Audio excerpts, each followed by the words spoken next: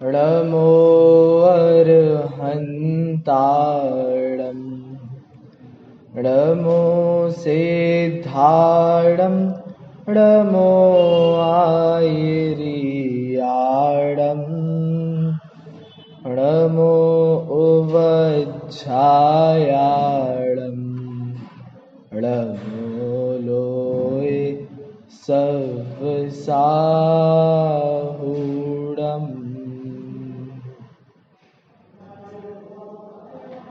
शब्द ब्रह्म पर ब्रह्म के वाचक वाच्य नियोग मंगल रूप प्रसिद्ध पद नमो धर्म धन भोग।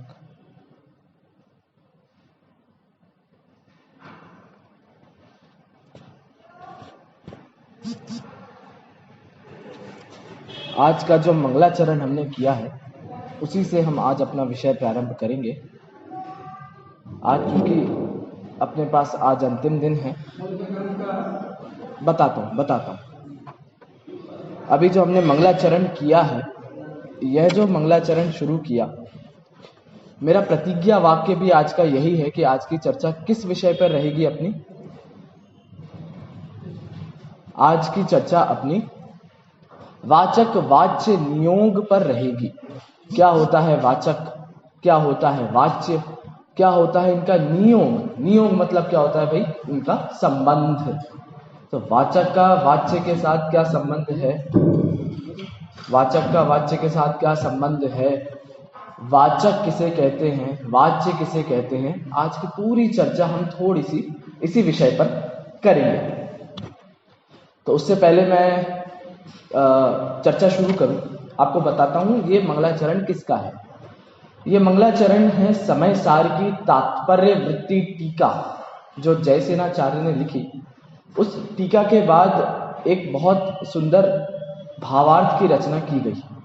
जयचंद जी छावड़ा जी का भावार्थ था समय सार के ऊपर, और उसके मंगलाचरण में अपने भावार्थ वचनिका, भाषा वचनिका के मंगलाचरण में जयचंद जी छावड़ा कहते हैं, शब्द ब्रह्म पर ब्रह्म के वाचक वाच्य नियोग मंगल रूप प्रसिद्ध पद नमो धर्म धन भोग।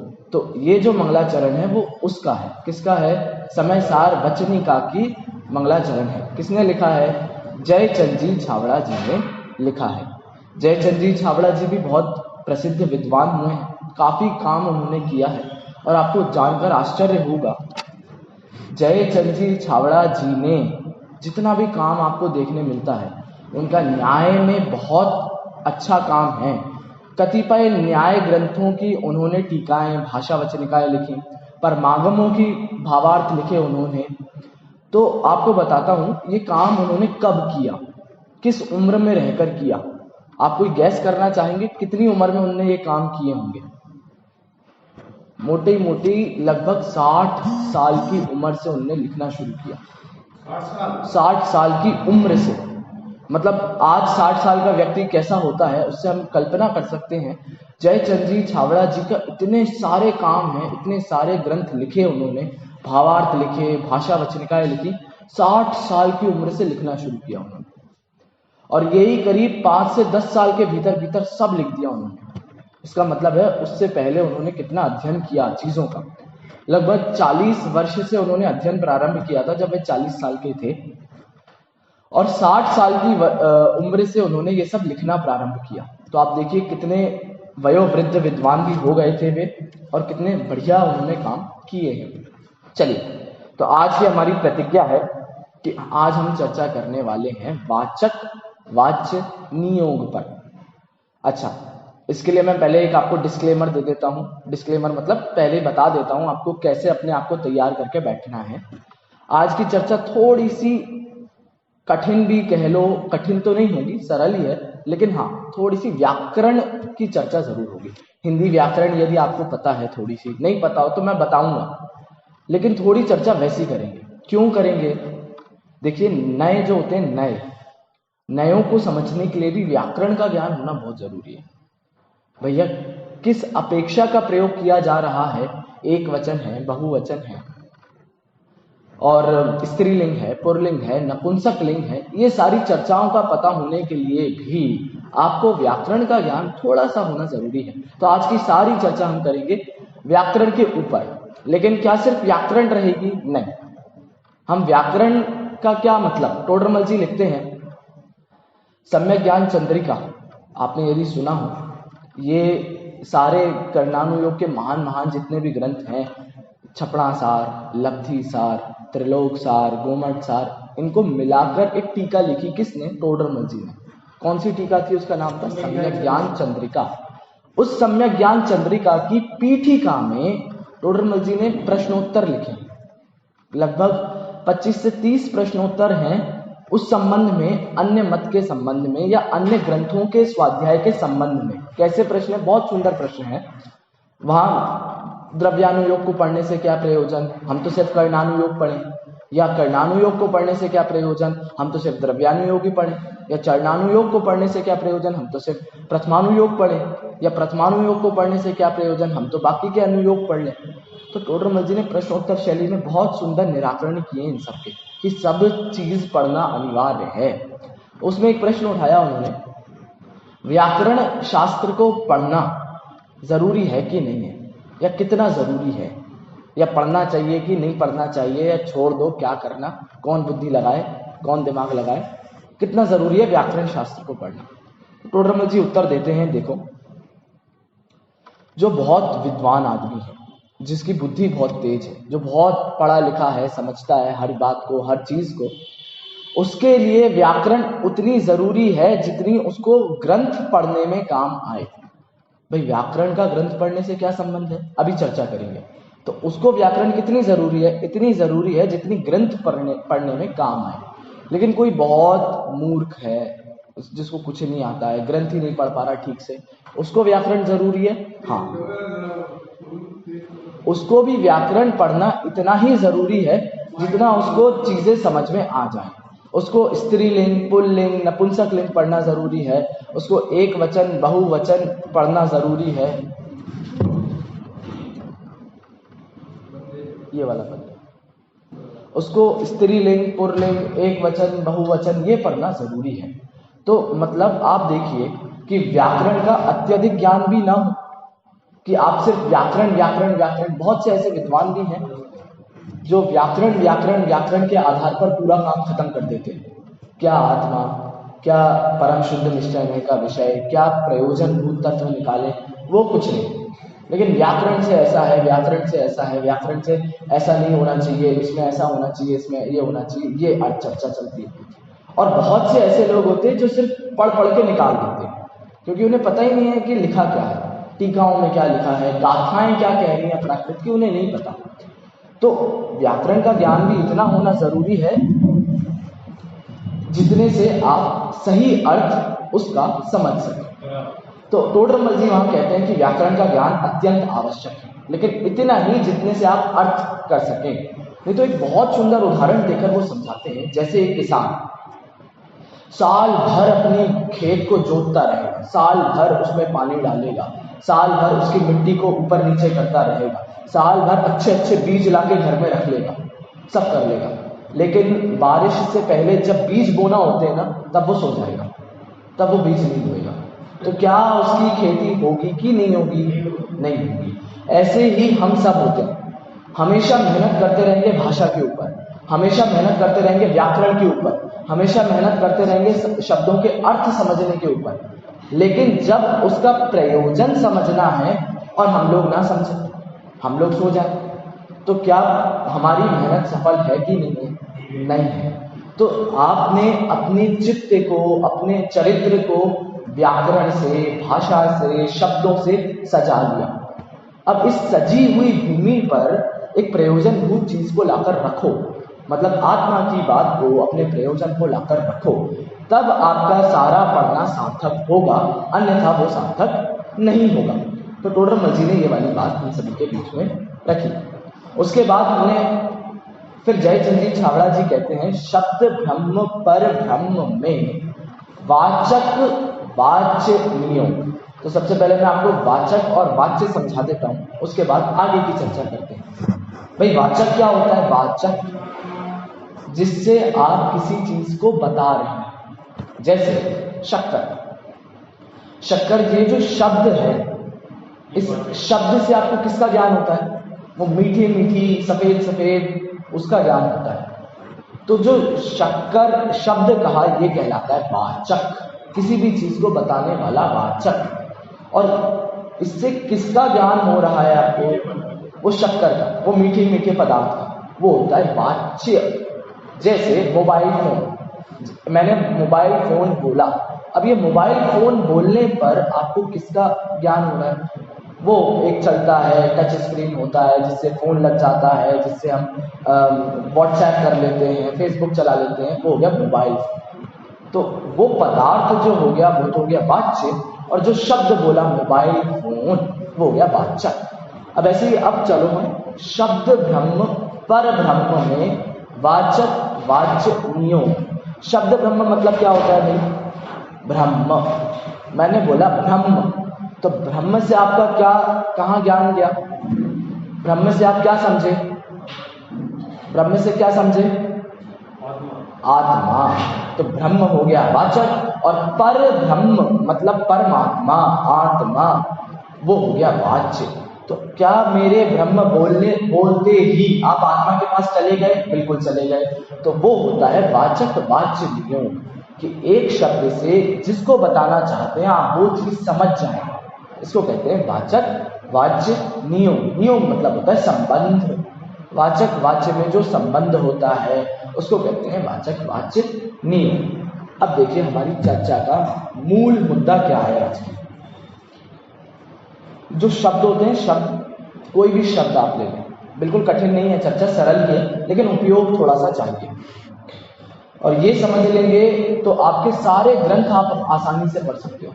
आपको ग्रंथ पढ़ने में कभी कोई दिक्कत नहीं है। आचार्य देव किस भाषा में, किस शैली में, किस समय, किस स्थान पर क्या कह रहे हैं, आप सब समझ जाओगे, लेकिन समझना जरूरी है। देखिए, शब्द जो होते हैं वो एक अपने अंदर शक्ति लेकर बैठे होते हैं। काय की शक्ति? किसी भी चीज को बताने की शक्ति। जैसे मैंने कही जिनेंद्र अर्चना, तो आप सबके सामने, मेरे सामने जिनेंद्र अर्चना रखी है। तो अब इस जिनेंद्र अर्चना शब्द में शक्ति थी। किसकी शक्ति थी? जिनेंद्र अर्चना पुस्तक को बताने की शक्ति थी। वैसे ही मैंने कहा ये माइक, तो अब इस माइक शब्द में क्या शक्ति थी इस माइक को बताने की? बिल्कुल एक शक्ति थी, जिससे आप सबको यहां बैठे पता चल गया कि ये माइक है। अब देखिए आप, लेकिन शब्दों के साथ एक नेगेटिव पॉइंट और है। ये शब्द खुद नहीं बोल पाते, कुछ किसी को बोलना पड़ता है। जैसे क्या कोई भी शब्द इस दुनिया में खुद बोल पाता है? नहीं बोल पाता। यदि वो खुद बोल पाता होता तो कितना सरल होता, हम जो बताना चाह रहे हैं वो शब्द बता देता। जैसे उदाहरण देखिए, उदाहरण में मैंने कहा आपसे कि यह बच्चा बिल्कुल शेर के जैसा है, यह तो शेर पुत्र है, शेर है। अब क्या वो बच्चा शेर हो गया? क्या नहीं हो गया। लेकिन यदि वो शब्द बोल पा रहा होता ना कि ये शेर है, तो वो कह देता कि ये शेर नहीं है, लेकिन इसमें शेर जैसा साहस है, इसलिए इसको क्या कह दिया? ये शेर है। लेकिन अब ये शब्द बोल नहीं पाते हैं, इसीलिए हमारी मेहनत बढ़ जाती है कि हमें हमारी बुद्धि लगाकर समझना पड़ता है। अब किसी को कह दो कि ये तो गधा है, तो क्या वो चार टांग को चलने लगेगा? क्या नहीं चलेगा। लेकिन उसकी बुद्धि काम नहीं करती है। या गधे का पॉजिटिव अर्थ देखा करो आप लोग, वो मेहनत बहुत करता है, हार्ड वर्किंग बहुत होता है गधा। तो ऐसे ही वो विद्यार्थी, वो बालक बहुत मेहनत करता होगा, इसलिए उसको गधा कह दिया। तो लेकिन हमें समझना क्या है? हमें समझना है वो शब्द की शक्ति को। यदि हमने शब्द की शक्ति को समझने में गलती कर दी तो हमारे अर्थ के अनर्थ शुरू हो जाएंगे, और इसी को कहते हैं नए। शब्द की शक्ति को क्या कहते हैं? नए। ये नई परिभाषा बन गई है नयों की। भाई जो शब्द आपसे कह रहे हैं, यदि आप उन्हें समझ लें तो आपने यथार्थ अर्थ समझ लिया, और आप नहीं समझ पाए तो आप अंधकार में हैं। जैसे इस पूरी दुनिया में सिर्फ दो तरीके के लोग होते हैं। कौन कौन से? पहला, जो सिर्फ खाली शब्दों को लेकर घूमते रहते हैं, जैसे बहुत अच्छे उदाहरण से अभी समझ जाएंगे 1 मिनट में। मैं आत्मा हूँ, मुझ में ज्ञान है, मैं ज्ञान से जानता हूँ, ये सब जड़ है, इसमें कुछ सार नहीं है, संसार है, असार है, ये सारी बातें कर ली मैंने, लेकिन क्या इन सब का अर्थ मुझे समझ में आया? आज तक नहीं आया। तो हम सिर्फ खाली शब्दों को लेकर डोलते रहते हैं, घूमते रहते हैं, ये होते खोखले शब्द। भाई वहां मत जाना, वहां गिर जाओगे, जैसा ऐसा कहा किसी को, वहां मत जाना, वहां गड्ढा है, आगे गिर जाओगे, तो वो कहता है हाँ देख लिया मैंने गड्ढा है, ठीक है, और वो चलता जाता है और गड्ढे में गिर जाता है। तो क्या उसने गड्ढे को देखा? नहीं देखा। तो इसका मतलब है वो सिर्फ खाली खोखले शब्दों को लेकर घूम रहा था।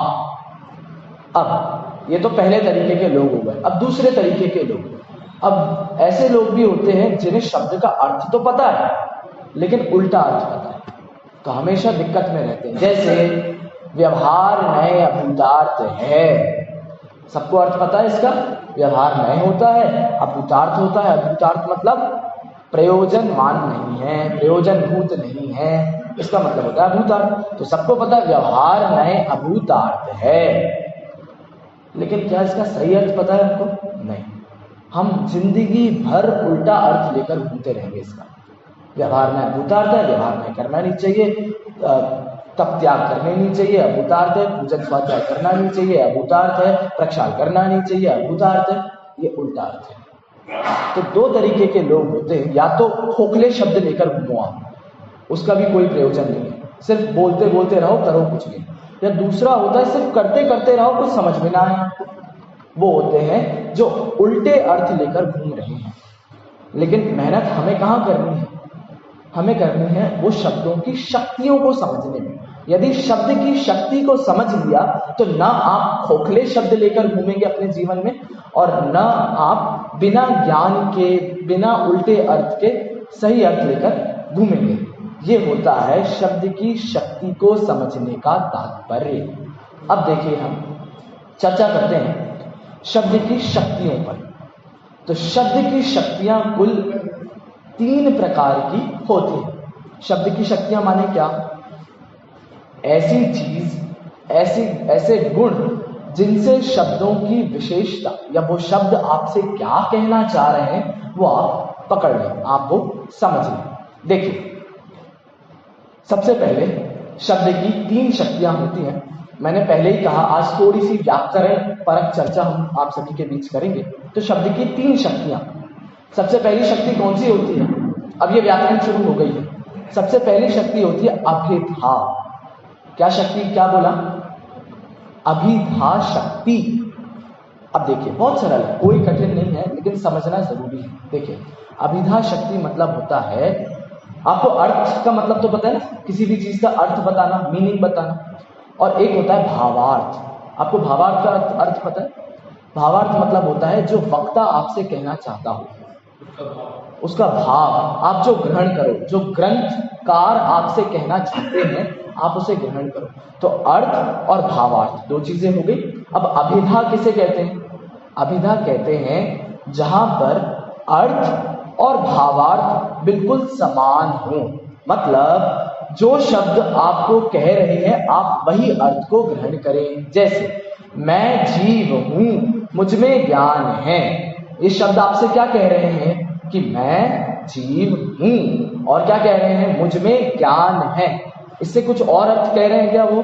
नहीं, सीधा सीधा सा अर्थ है भाई ये स्वाध्याय चल रहा है। अब ये स्वाध्याय चल रहा है, इस वाक्य में ये जो शब्द हैं वो कुछ और अर्थ बता रहे हैं क्या? नहीं, सीधा सीधा अर्थ बता रहे हैं कि यहां पर स्वाध्याय चल रहा है, खत्म। इसको कहते हैं अभिधा शक्ति। ठीक है, अभी हम और आगे चर्चा करेंगे उदाहरणों से। तो ये हो गई पहली अभिधा शक्ति। अब आप देखिए दूसरी शक्ति, नाम याद ना हो कोई बात नहीं, स्वरूप थोड़ा सा समझना। अभिधा शक्ति अब दूसरी होती है, दूसरी आपको पता है लक्षणा। दूसरी होती है लक्षणा शक्ति। लक्षणा शक्ति माने क्या? अर्थ तो जो शब्द कह रहे हैं वो हो, लेकिन भावार्थ कुछ और है। पहली क्या थी? अर्थ और भावार्थ समान हो। मुझे पानी लाकर दे दो, अर्थ और भावार्थ कैसे है भाई? समान है। मुझे पानी लाकर दे दो।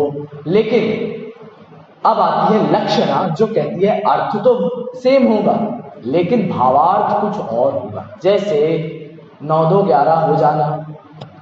भाई अर्थ तो 9 2 11, 9 2 11, 9 और 2 11 होता है, लेकिन भावार्थ क्या है इसका? भाव जाना, ये होता है भावार्थ। और देखो, जगाया तुमने कितनी बार, हुआ नहीं चिर निद्रा का अंत। अब कौन जगा रहा है, किसे जगा रहा है? भगवान आके हमें रोज सुबह उठाते हैं, उठ जा भाई उठ जा, बिस्तर छोड़ दे, नहा धो ले, सुबह हो गई। क्या भगवान रोज हमें जगाते? नहीं जगाते। लेकिन लिखा क्या है? जगाया तुमने कितनी बार। अब इसका अर्थ कब समझ में आएगा?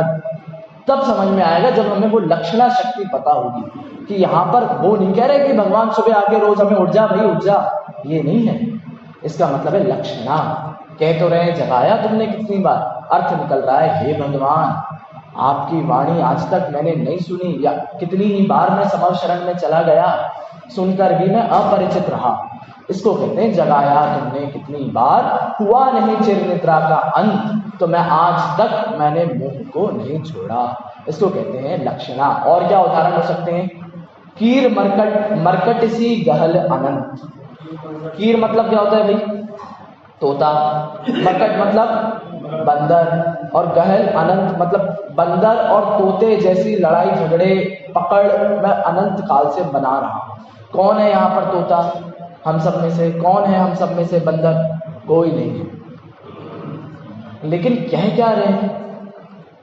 हम पर पदार्थों में जैसे वो तोता डाली को पकड़कर उल्टा लटक जाता है और कहता है यदि मैंने डाली को छोड़ दिया तो पेड़ गिर जाएगा। छिपकली दीवार से चिपककर कहती है यदि मैंने इसको छोड़ दिया तो दीवार गिर जाएगी। तो बंदर घड़े में हाथ डालता है चने निकालने के लिए और मुट्ठी बांध लेता है, कहता है घड़े ने मुझे पकड़ लिया। ऐसे एकत्व ममत्व बुद्धि कौन कर रहा है? हम सब कर रहे हैं। और क्या उदाहरण दे रहे हैं? कीर मरकट सी। तो क्या हम सब में से कोई तोता बंदर है क्या? नहीं है। लेकिन क्या कहां तक ले जाना चाह रहे हैं? वो भावार्थ कुछ और है। तो अर्थ तो कुछ और हो गया और भावार्थ कुछ और हो गया। तो ये कौन सी शक्ति हो गई? ये हो गई दूसरी शक्ति। इसको कहते हैं लक्षणा शक्ति। अब तीसरी और बचती है अंतिम, इसको कहते हैं व्यंजना शक्ति। व्यंजना शक्ति, इसका क्या मतलब होता है? अर्थ तो सेम रहेगा लेकिन भावार्थ इसमें सबके लिए अलग अलग हो जाएगा। मतलब क्या? आपके लिए वो भावार्थ अलग होगा, आपके लिए वो भावार्थ अलग होगा, मेरे लिए वो भावार्थ अलग होगा, आपके लिए वो भावार्थ अलग होगा। जैसे उदाहरण है सुबह के 8 बज गए। अब अर्थ क्या है इसका? सुबह के 8 बज गए, घड़ी में देखा सुबह के 9:30 बज गए, 8 बज गए। तो अब लेकिन इसका भावार्थ सबके लिए अलग अलग होगा। देखना, जो रात को चौकीदार था, चौकीदारी कर रहा था, या सुबह के 8 बज गए ड्यूटी खत्म हो गई अब चलो वापस, एक अर्थ। बच्चे सुबह स्कूल जाते हैं, पापा जल्दी करो सुबह के 8 बज गए स्कूल के लिए लेट हो रहा है, तो उनके लिए दूसरा अर्थ। पापा खुद दुकान जाते हैं, यार जल्दी से टिफिन लगा दो 8 बज गए हैं दुकान जाना है, तीसरा अर्थ। जो घर के गृहिणियां होंगी हमारी, कितना लेट हो गया आज 8 बज गए घर का एक काम नहीं हुआ, इनके लिए अलग अर्थ। तो आप देखिए वाक्य एक ही था, सुबह के 8 बज गए हैं, लेकिन 10 लोगों को कहोगे 10 लोगों के 10 अलग अर्थ होंगे। इसको कौन सी शक्ति कहते हैं? व्यंजना शक्ति। अब ये शक्तियां क्यों चल रही हैं हमारे बीच में आज? शक्तियां तो आत्मा की चलनी चाहिए थी भाई, हमारी सभा में तो शक्तियां आत्मा की चलनी चाहिए थी, लेकिन शब्दों की शक्तियां, पुद्गल की शक्ति को भी पता करके हम इसको समझ सकते हैं। और इसको समझने के बाद आप आराम से आत्मा की शक्तियों पर चर्चा करो, कोई दिक्कत ना आपको होगी ना सामने वाले को होगी, क्योंकि तब आप सारी अपेक्षाओं को अपने अंदर बिठा चुके होंगे, आप समझ चुके होंगे।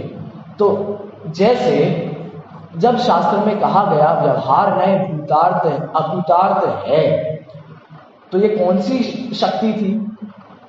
ये थी व्यंजना शक्ति। ये कैसे व्यंजना शक्ति थी? समझने की बात है।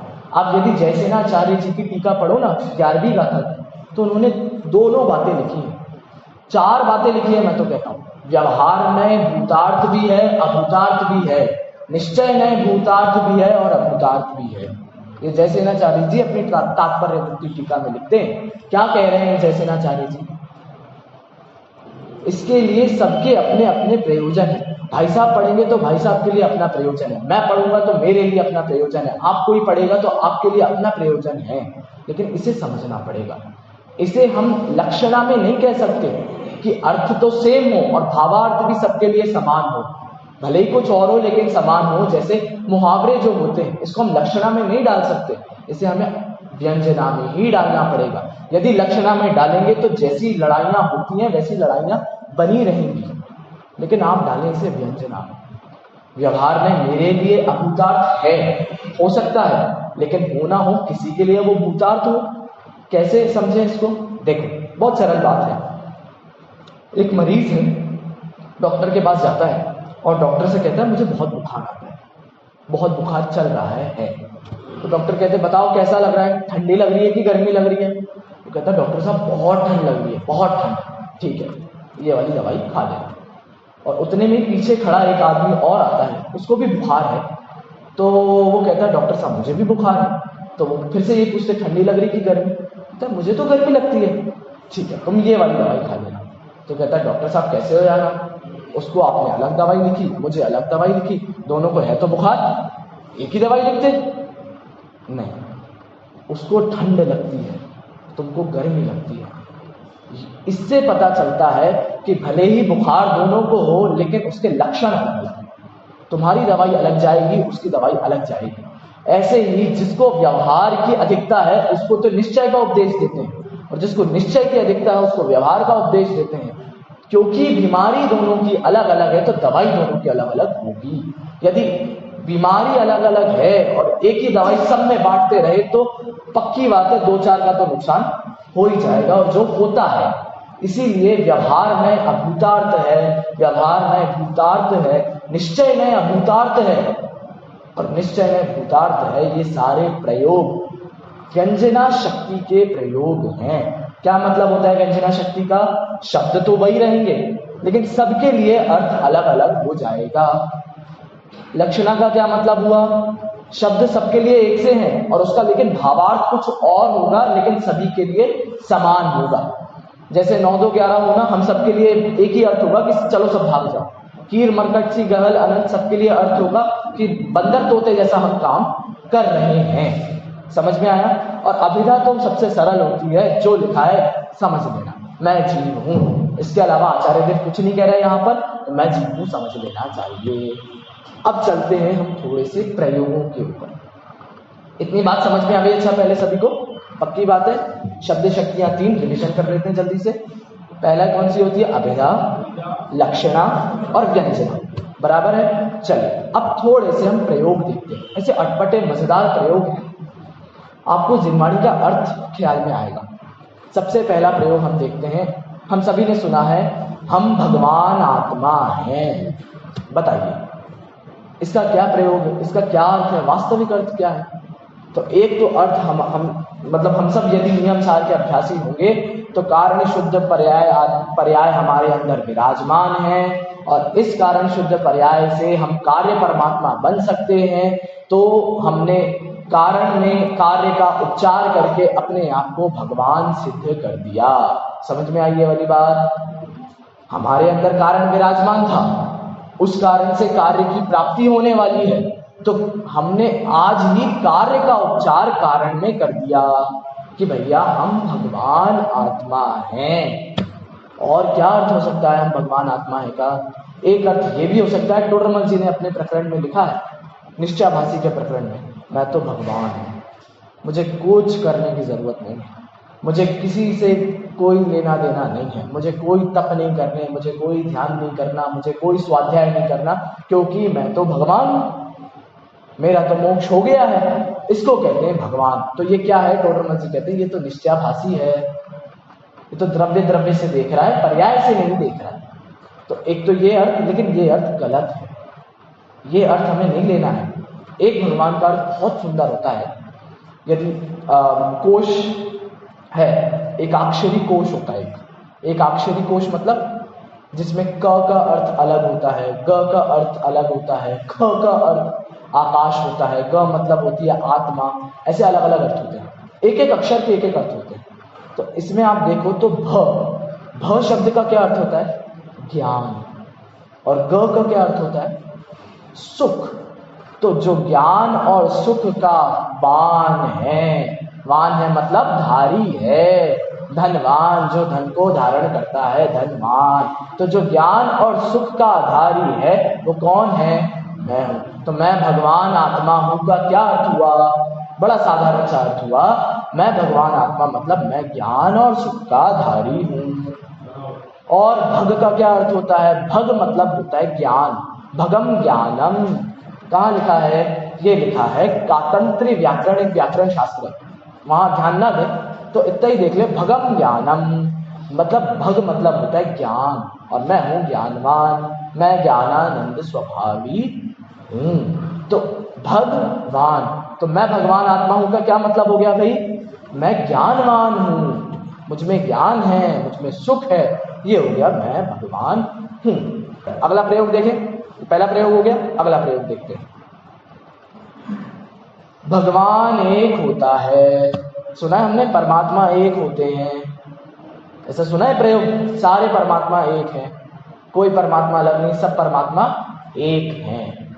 अब यहाँ क्या अर्थ ग्रहण करें हम करते हैं हमेशा अभिधा, मतलब सब परमात्मा एक हैं तो चलो साईं सब परमात्मा एक हैं तो राम मंदिर में क्या दिक्कत है?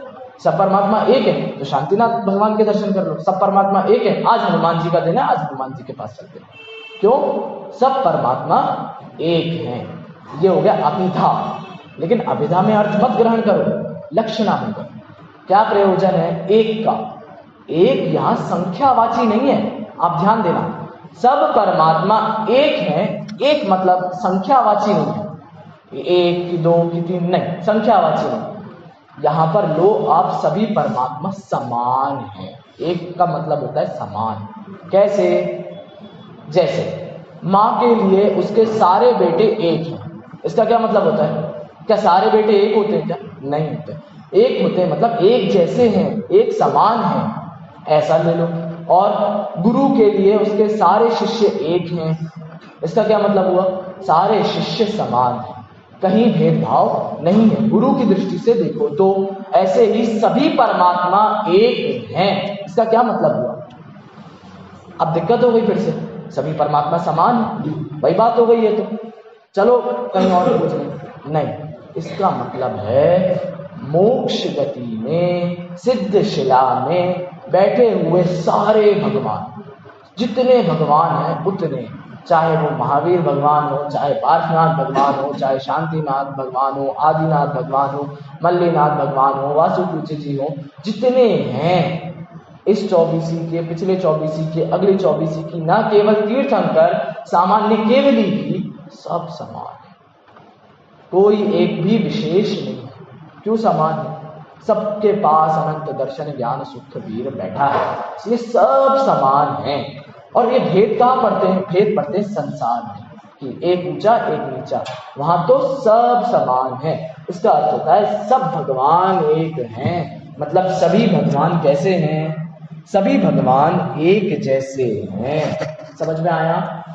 अगला प्रयोग देखें। दो प्रयोग हो गए, अगला प्रयोग देखते हैं। संसार की रचना कौन करता है? ब्रह्मा करते हैं संसार की रचना, ब्रह्मा। अब इसका अभिधा में अर्थ देखोगे तो यही होगा कि संसार की रचना एक ब्रह्मा बैठे हैं वो करते हैं। लेकिन क्या इसका अभिधा में अर्थ लगाना है? नहीं, लक्षणा में लगाओ। संसार की रचना ब्रह्मा करते हैं का क्या मतलब होता है? आप यदि पुराण पढ़ेंगे ना, कोई सा भी, आदि पुराण, महापुराण, पद्म पुराण, इन सब में यही प्रयोग मिलते हैं। और ये पढ़ के हमारा दिमाग खराब हो जाता है। या समय सार में तो कहते हैं संसार की रचना किसी ने नहीं करी, पंचास्तिकाय में कहते हैं ये लोक है, इसकी रचना करने वाला कोई नहीं है, अनादि अनंत है। और यहाँ कह रहे हैं संसार की रचना किसने करी? ब्रह्मा ने करी। ऐसा कैसे? अब आप देखिए अर्थ, संसार किसे कहते हैं भाई? ये परिभाषा कहाँ लिखी है? ये लिखी है सर्वार्थ सिद्धि में। संसरणम संसारः परिणमन इत्यर्थः, ये लिखिए सर्वार्थ सिद्धि में परिभाषा। इसका क्या मतलब हुआ? संसरण करना मतलब घूमना, बार बार एक जगह से दूसरी जगह जाना, दूसरी जगह से अगली जगह जाना, ये घूमने को कहते हैं संसार। प्रवचन सार में भी यही लिखा, संसरणम संसारा, घूमने को संसार कहते हैं। और घूमना मतलब 4 गति 84 लाख योनियों में घूमने को संसार कहते हैं। और संसार की रचना ब्रह्मा ने की है, मतलब ब्रह्मा कौन? आत्मा। अब संसार की रचना आत्मा ने 4 गति 84 लाख योनियों की रचना आत्मा ने की है। इसका मतलब हुआ इस जीव के परिणाम से 4 गति 84 लाख योनियों की रचना होती है। मतलब 4 गति 84 लाख योनियों में कौन जाता है? जीव जाता है। कैसे जाता है? अपने परिणामों से। ये हो गया संसार की रचना किसने करी है? ब्रह्मा ने करी है। बिल्कुल सही बात है, लेकिन अर्थ समझने में जो भूल होती है ना, वहां दिक्कत होती है। इसलिए मैंने जो आज बात प्रारंभ करी, वाचक वाच्य नियोग, शब्द ब्रह्म पर ब्रह्म में वाचक वाच्य नियोग। वाचक तो था कुछ शब्द और वाच्य कुछ और था, लगा कुछ और रहे थे आज तक। वाच्य हम समझ रहे थे एक ब्रह्मा 4 मुख वाले बैठे होंगे सफेद डाणी में, उनके आसपास अप्सराएं घूम रही होंगी और उनने बैठ के विश्व की रचना करी। लेकिन नहीं, वाच्य था आत्मा। आत्मा के परिणाम से संसार की रचना होती है, वो अपने संसार को बढ़ाता है। तो वो क्या हो गया कि इस संसार की रचना ब्रह्मा ने की है। समझ में आ गया? हो गया ये। अगला एक प्रयोग और देखते हैं, बहुत सुंदर सा, मजा आएगा इसमें तो आपको। आप सब बताना किसी को समझ में आए तो। आत्मा जड़ है, ये कहीं पढ़ने में आया आज तक आपके? आत्मा को जड़ कहा, कहीं पढ़ने में आया किसी के भी? देखिए बहुत सुंदर प्रयोग है ये भी। अब कभी आपके आगे पढ़ने में आ जाए तो ये मत समझना शास्त्र गलत है, कुछ तो है वहां। क्या है? देखो आप, परमात्मा प्रकाश में योगेंदु देव द्वारा लिखा हुआ परमात्मा प्रकाश बहुत सुंदर ग्रंथ है। परमात्मा प्रकाश में दोहे, एक दोहे लिखे हैं, दोहों में है वो। तो उसके 53 नंबर के दोहे में आचार्य देव कहते हैं आत्मा जड़ है। कैसे है जड़? देखिए हम सभी संसारी हैं, हमारा ज्ञान कैसा है? क्षायोक्षमिक ज्ञान है, पूर्ण ज्ञान तो है नहीं किसी को भी, छद्मस्त है सभी, क्षायोक्षमिक ज्ञान है। अच्छा, ये ज्ञान किसकी सहायता से होता है? यदि आपने बाल बोध पढ़ी होगी तो आप बता दोगे। ज्ञान किसकी सहायता से होता है? शरीर, मतलब शरीरधारियों का ज्ञान किसकी सहायता से होता है? इंद्रियों की सहायता से होता है। बाल बोध में लिखा है भैया, इंद्रियों की सहायता से ज्ञान होता है। अब इंद्रियां जड़ हैं कि जीव हैं? जड़ है। अब आप याद करो, यदि जड़ के निमित्त से कोई कार्य होगा तो उसे जीव कहेंगे कि जड़ कहेंगे? जड़ कहेंगे। तो संसारियों का ज्ञान जीव हो गया कि जड़ हो गया? जड़ हो गया। वास्तव में ये प्रयोग समय सार में भी है। आश्रव आदि भाग जीव में उत्पन्न होते हैं, जीव के हैं, लेकिन चेतन है कि अचेतन है? अचेतन है। शायद 73 नंबर की गाथा में है ये वाली बात। वो कहते हैं अचेतन है। क्यों है अचेतन? क्योंकि अचेतन के निमित्त से हुए हैं, इसीलिए ये अचेतन है। ऐसे ही आत्मा जड़ है। चूंकि संसारियों की आत्मा का ज्ञान क्षयोपशमिक है, कर्म आधारित है, इंद्रियों से होता है, और कर्म आधारित और इंद्रियां सब जड़ हैं, इसलिए इनका ज्ञान होना भी कैसा हुआ? जड़ हुआ। लेकिन सिद्धों का ज्ञान कैसा है भाई? चेतन ज्ञान। उसमें इंद्रियों की सहायता है क्या? उसमें इंद्रियों की सहायता नहीं होने से जितना भी ज्ञान है वो सब कैसा है? ज्ञान मात्र है, सामान्य चेतन चेतनता है। ये हो गया एक और प्रयोग, बढ़िया नया प्रयोग है। आत्मा जड़ है कैसे कहते हैं? अब कभी आपको पढ़ने में आए तो घबराना नहीं, इसका अर्थ आप विचारना कि यहाँ आचार्य अभिधा में नहीं कह रहे हैं, भावार्थ कुछ और है। लक्षणा, एक और प्रयोग देखते हैं अपन। आत्मा सर्वव्यापक है। ये भी सुना है परमात्मा सर्वव्यापक है, कड़कड़ में भगवान है। भगवान ऐसा कोई भी जगह नहीं जहां भगवान नहीं है, सर्वव्यापक है। इसका क्या मतलब होता है भाई? प्रवचन सार गाथा नंबर 26, वहां आत्मा को सिद्ध किया गया सर्वगत। आत्मा को सर्वगत कहा है। कैसे कहा है? यहाँ व्यापक मतलब आपको जो सभी जगह व्याप्त है ये नहीं लेना, स्थान वाला अर्थ नहीं लेना, आपको ज्ञान वाला अर्थ लेना। यस, सारा आत्मा, सारा लोक जो है वो सर्वज्ञ के ज्ञान में आ रहा है कि नहीं आ रहा है? आ रहा है। जब सारा लोक सर्वज्ञ के ज्ञान में आ रहा है तो वहां कहा गया कि जो सभी लोगों में व्याप्त है, मतलब जिसके ज्ञान में संपूर्ण लोक आ रहा है, वो क्या कहलाता है? सर्वगत सर्वज्ञ कहलाता है, जिसे क्या कहते हैं? परमात्मा सर्वव्यापक है। मैंने आपके बीच में परसों चर्चा करी थी सांख्य मत की, वेदांतियों की।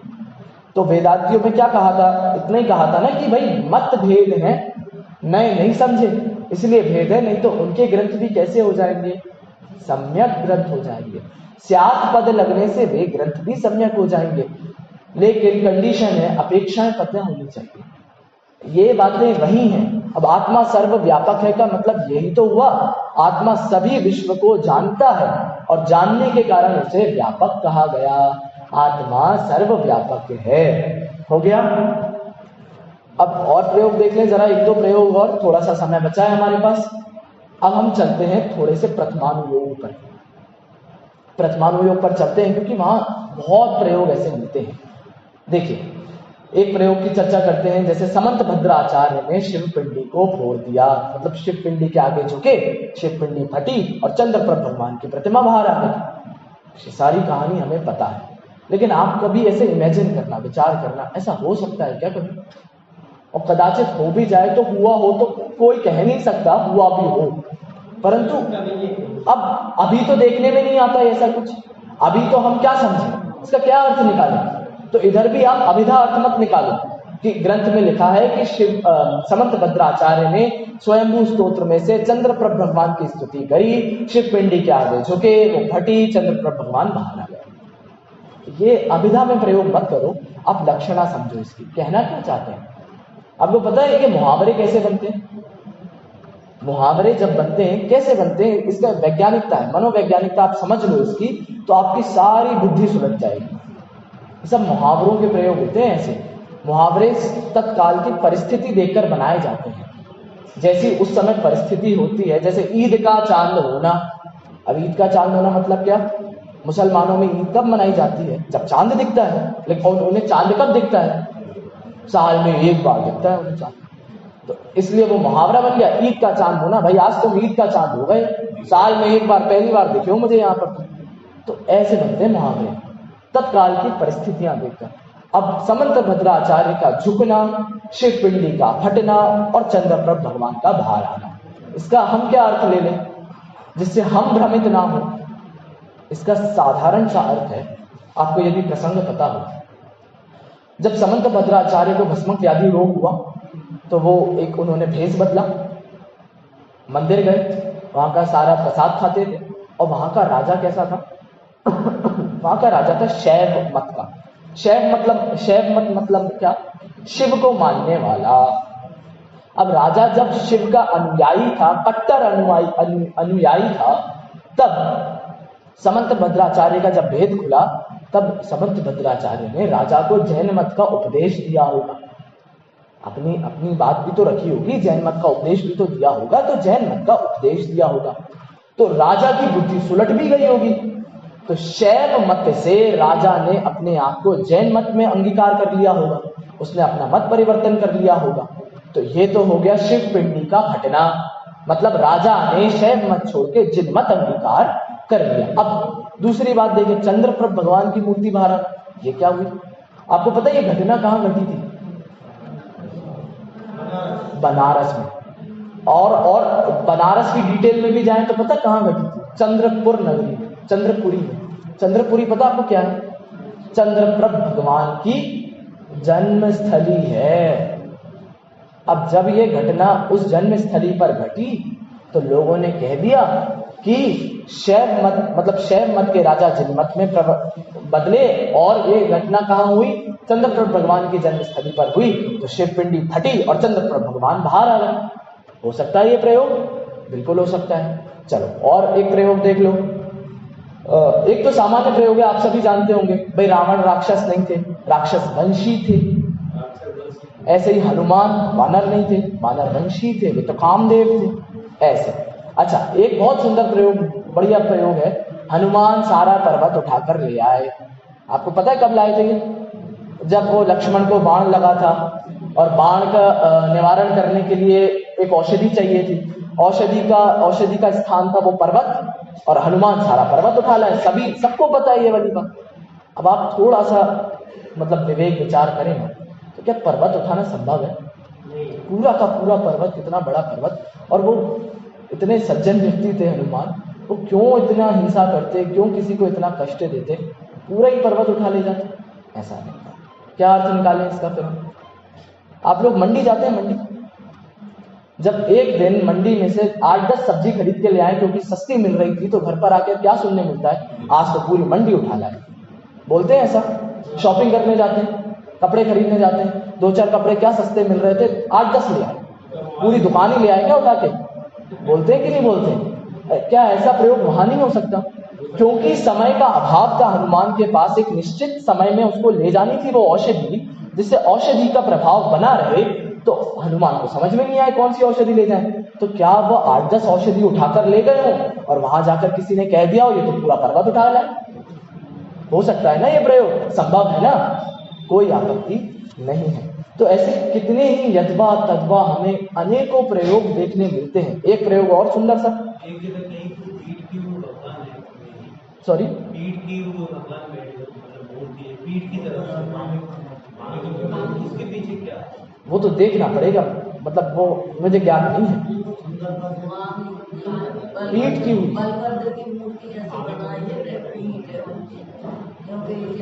बहुत सुंदर थे,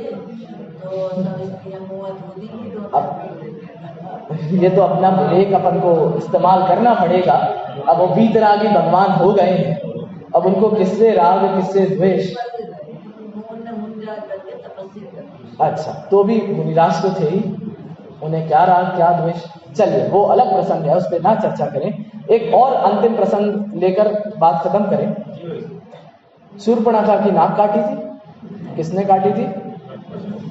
अब आप बताइए। लक्ष्मण, मतलब, और राम साथ में थे, मर्यादा पुरुषोत्तम श्री राम, इतने महान, हम सभी के आदर्श कहलाते हैं वो। आज हिंदू साहित्य देख लो, जैन साहित्य देख लो, सभी के आदर्श है ना। अब आप बताइए क्या वो स्त्री की नाक काटेंगे? नहीं। लेकिन क्या प्रयोग हो सकता है? आपको पता है शूर्पणखा बहुत सुंदर थी, बहुत सुंदर थी। तो अब क्या हुआ कि अपनी सखियों के बीच में चर्चा चल रही थी और राम लक्ष्मण वहां से गुजरे, तो शूर्पणखा कहती है देखो, शर्त लगाते हैं कि मैं इनको अपने जाल में फंसा लूंगी, अपने रूप लावण्य में से इनको मोहित कर लूंगी। सखियों ने कहा ठीक है भाई, जाके कोशिश कर लो। अब ये गई, इन्होंने बहुत हाव भाव किए, इन्होंने बहुत अपने ओर आकर्षित करने की कोशिश करी, लेकिन राम और लक्ष्मण तो ऐसे थोड़ी ना आकर्षित होते, तो वे आकर्षित नहीं हुए और शूर्पणखा को वापस जाना पड़ा। तो उनकी सखियों ने क्या कहा? आ गई नाक कटाकर। हो गई नाक कटाना मतलब बेइज्जती करवाना, तो आ गई ना नाक कटाकर। क्या ये प्रयोग नहीं हो सकते? बिल्कुल हो सकते हैं, लेकिन गड़बड़ कहाँ होती है? जब हम अभिधा में प्रयोग करते हैं। अभिधा मतलब जो हमसे कहा वैसा हमने मान लिया, ये होता है अभिधा। लेकिन अभिधा न करके हम लक्षणा कर लें। कभी कभी देखो अभिधा भी जरूरी है। जब आपसे कह रहे हैं आप ज्ञानवान हो, तो आपको समझना पड़ेगा कि आप ज्ञानवान हो। यहाँ आप लक्षणा मत लगा लेना, यहाँ आपको अभिधा ही लगानी है, यहाँ व्यंजना मत लगाना, अभिधा ही लगाना। लेकिन कहाँ अभिधा, कहाँ लक्षणा, कहाँ व्यंजना, ये हमारी मेहनत है, ये हमारी जिम्मेदारी है कि हम कहाँ सही सही अर्थ ग्रहण करें। और भी ऐसे कितने ही प्रयोग आपको रामायण में, महाभारत में, पद्म पुराण में देखने मिलेंगे। जैसे सीता का कमल, मतलब आपको पता है कमल मतलब क्या होता है? अच्छा, एक और प्रयोग देखते, कमल मतलब क्या होता है? कमल एक तो वो हो गया, और आपको पता है कमल मतलब सिर्फ कमल का फूल नहीं होता है। आप आज जाके एक काम करना, होमवर्क, कोश देखना, डिक्शनरी। कमल मतलब मैं बताता हूं आपको, होता है वैराग्य। आपको पता है हमारे देश का राष्ट्रीय फूल जो है वो कमल का फूल है, और क्यों है? सिर्फ वैराग्य के लिए। वो चूंकि वैराग्य का प्रतीक होता है कमल, इसलिए राष्ट्रीय फूल भी क्या है, कमल है। अब क्या अर्थ होता है सीता का सरोवर में बैठना और सीता का अग्नि कुंड में बैठना और अग्नि कुंड में जल का अग्नि का कमल हो जाना। और पहले तो आप ये समझो सीता की अग्नि परीक्षा मतलब क्या। आप बताइए, राम जैसे व्यक्ति किसी सीता को, मतलब किसी भी स्त्री को अग्नि में बिठा सकते हैं? नहीं। उपदेश दे सकते हैं ऐसा कि आप जाओ और अग्नि में पहले हमें बैठ के दिखाओ, अपनी शील का परीक्षा दो पहले? हो सकता है ऐसा? नहीं, मतलब ऐसा नहीं लगता। तो फिर अग्नि परीक्षा मतलब क्या? कठिन परीक्षा लेना किसी भी चीज की, किसी भी व्यक्ति की। आज तो भैया हमारी अग्नि परीक्षा है, आज हमारा एग्जाम है, आज हमारी अग्नि परीक्षा है, आज पता चलेगा कितना गहरे पानी में हम। तो भैया अग्नि परीक्षा मतलब कठिन परीक्षा लेना, कोई ली होगी कठिन परीक्षा। और जल का कमल, अग्नि का कमल बन जाना मतलब क्या? उस अग्नि परीक्षा में सीता को वैराग्य आ जाना। क्या इसके बाद सीता ने दीक्षा नहीं ली थी? ली थी। क्या इसके बाद सीता वन में नहीं चली गई थी? चली गई थी। इसका मतलब सीता का अग्नि का कमल बन जाना मतलब उस अग्नि परीक्षा में उनको वैराग्य आ जाना, उस कठिन परीक्षा में उनको वैराग्य आ जाना। हाँ बिल्कुल हुई ना, तो मैं यही तो कह रहा हूं आपसे, अग्नि परीक्षा हुई और अग्नि का जल हुआ। क्या अर्थ ग्रहण करें इसका? अर्थ क्या ग्रहण करें? ये तो लिखा है, ये मिलेगा आपको सभी जगह, लेकिन अर्थ क्या निकालें हम? कैसे समझे हम अर्थ को? ऐसे आप समझिए। ऐसे ही सीता का पृथ्वी में समा जाना सभी जगह है, तो उसके लिए तो बहुचर्चित बहुप्रसिद्ध है ही कि पृथ्वीमती आर्यका के समक्ष उन्होंने दीक्षा ली और वह धर्ममय हो गई। इसका इसलिए कहने लगे कि पृथ्वी में समा गई। ऐसे ऐसे अर्थ होते हैं जिन वाणियों के, ऐसे ऐसे अर्थ हमें समझने पड़ेंगे मेहनत करके। मैं ये तो प्रथमानुयोग के मैंने दृष्टांत दिए, आपको द्रव्यानुयोग से शुरू करी थी मैंने। व्यवहार नय भूतार्थ है, निश्चय नय भी भूतार्थ है, व्यवहार नय अभूतार्थ है, निश्चय नय अभूतार्थ है। निश्चय नय हमारे कुछ काम का नहीं है, ऐसे कैसे हो सकता है? निश्चय नय तो सब कहते हैं काम का है, काम का है, अंतिम प्रयोजन है, लेकिन कब? जब आप व्यवहार नय की सीढ़ियों को पार कर लेंगे तब। लेकिन आज ही आप बस बैठ जाएं कि मैं तो आत्मा हूं, मैं तो शुद्ध बुद्ध हूं, मुझे कोई कर्म स्पर्श नहीं करते, मुझे कुछ नहीं करना धरना, सब तब ध्यान बाह्य है, व्यर्थ है, तब निश्चय नय आपके लिए महान नहीं है, तब निश्चय नय आपके लिए प्रयोजनवान नहीं है। तब तो व्यवहार नय आपको देखना पड़ेगा। इसको बहुत सुंदर स्पष्ट किया है निश्चयाभासी व्यवहाराभासी प्रकरण में, आपको पढ़ना चाहिए मूल से ढंग से। तो मैं आपसे बस इतना ही कहता हूं कि ये शब्द की एक कमी रह गई है, शब्दों की एक कमजोरी थी कि वे खुद नहीं बोल पाए हमसे कुछ, क्योंकि पुद्गल है। वे हमसे बोल देते तो सारे अर्थ स्पष्ट हो जाते, लेकिन बेचारे शब्द नहीं बोल पाए। तो अब हमारी मेहनत ये बढ़ती है कि हमें हमारा स्वाध्याय गहरा करना पड़ेगा, हमें हमारी प्रज्ञा को बढ़ाना पड़ेगा, हमें इन सारी चीजों को चिंतन मनन करके अपने विवेक से सही अर्थ ग्रहण करने पड़ेंगे। यदि आचार्य हमारे समक्ष होते लिखने वाले तो क्या होता? तो यदि ये लिखने वाले आचार्य हमारे सामने होते तो बता देते कि मैंने इस प्रयोजन से लिखा है और आप सब समझ जाते। लेकिन चूंकि आज आचार्य भी हमारे बीच नहीं है, चूंकि आज ये शब्द बोलते भी नहीं है, चूंकि समक्ष शरण नहीं है, दिव्य ध्वनि नहीं है, तो अब हमारी मेहनत है कि हमें इसका अध्ययन करना चाहिए। यथावत यथार्थ अध्ययन करें, शब्दों की शक्तियों को समझें। नाम याद ना हो कोई बात नहीं, लेकिन इतना तो समझ सकते हैं ना, आचार्य देव ये कह रहे हैं तो किस प्रयोजन से कह रहे होंगे। आचार्य देव ने यहाँ ये बात लिखी है, वहां जीव को अशुद्ध कहते हैं, यहाँ जीव को शुद्ध कहते हैं, किस प्रयोजन से कहते हैं? इस प्रयोजन को जिस दिन हम समझ लेंगे उस दिन हमारे सारे शास्त्र सम्यक शास्त्र हो जाएंगे। नहीं तो मैंने आपको उस दिन भी कहा था कि ये सारे शास्त्र समय सार कुशास्त्र है। कब? जब आपने अपेक्षाएं नहीं समझी। समय सार कलश में कहा है, ये चौथे पांचवें नंबर के कलश में यही बात है कि ये सारे शास्त्र कुशास्त्र कब हैं? जब आप अपेक्षाएं नहीं समझेंगे। और ये सारे शास्त्र सुशास्त्र कब हैं? जब आप आसानी से अपेक्षाएं समझकर पढ़कर इनको ग्रहण करेंगे। तो अब हम सभी यही कोशिश करें कि इन सभी शास्त्रों की अपेक्षाएं समझें, सभी शब्दों की अपेक्षाएं समझें और इन शास्त्रों में प्रवेश करें। इसी भावना से आज की बात को विराम देंगे।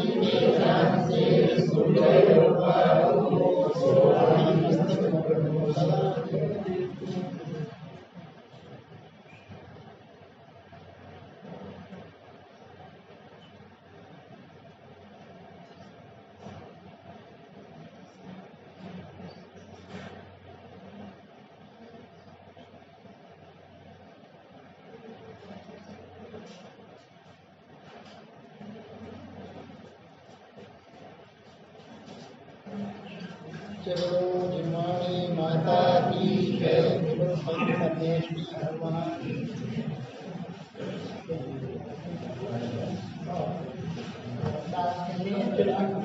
रात को भी ले लेंगे तो समा, रात को प्रवचन है। कल से अपना सुबह अचल जी का 9 बजे से अचल जी का चलेगा प्रवचन, और रात्रि को भी 8:30 बजे से जो है